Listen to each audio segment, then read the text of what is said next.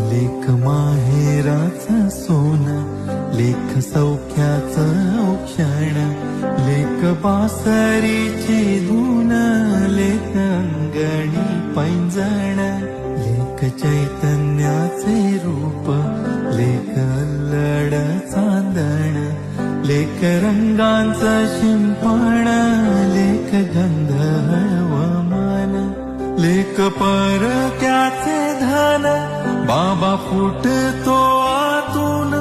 आला